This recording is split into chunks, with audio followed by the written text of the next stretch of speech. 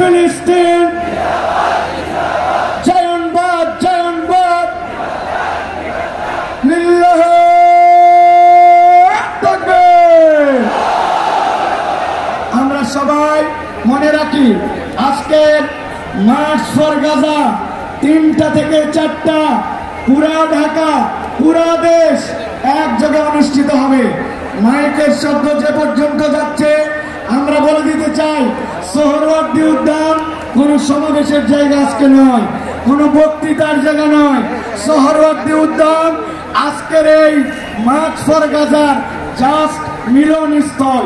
এখানে কোনো বক্তৃতা, এখানে কোনো আলাদা কিছু হবে না, শুধু একটি ঘোষণাপত্র পাঠ হবে। এই ঘোষণাপত্র পাঠের মাধ্যম দিয়ে আমরা অঙ্গীকার করব এবং বাইতুল মুকাররমের খতিব আল্লামা আব্দুল মালেক সাহেব দোয়া মোনাজাত পরিচালনা করে আমাদের এই নৈতিক সমর্থনের শেষ ঘোষণা করবেন। সুতরাং 3টা থেকে 4টা পুরা দেশ পুরা ঢাকা রাস্তায় মার্চ করবে। আমরা যারা আছি আমরা রাস্তায় মার্চে থাকি, অংশগ্রহণ করি। আমরা ধীরে স্থিরভাবে আইন শৃঙ্খলা এবং যাবতীয় শান্তিপূর্ণ কার্যক্রমে একে অন্যকে সহযোগিতা করি।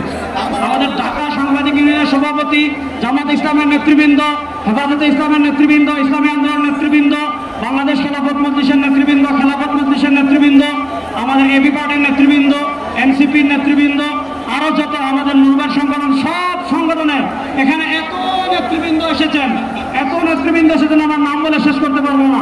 সকলকে আমরা আমাদের অন্তরস্থল থেকে শুকরিয়া আদায় করে আমরা আমাদের পরবর্তী কার্যক্রমে যাচ্ছি ইনশাআল্লাহ। যারা আসতে পারেন না তাদের পক্ষ থেকে, বাংলাদেশের সকল স্তরের সকল জনগণের পক্ষ থেকে, মুসলিম উম্মতের পক্ষ থেকে প্রতিবাদ প্রতিবাদ প্রতিবাদ। ইয়া আল্লাহ, আপনি মেহরবানি করে কবুল করেন, আপনি কবুল করেন, শিশুদের রক্ষা করেন। যে তারা যদি ভয় ভীতি উড়িয়ে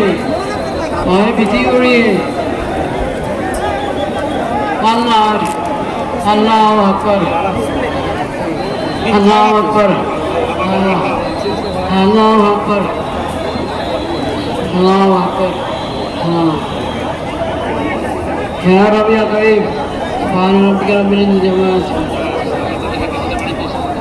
যারা উপস্থিত হয়েছে যারা নিরাপত্তার সাথে নিজ অবস্থায় ফিরে যেতে পারেন সেই তৌফিক দান করেন।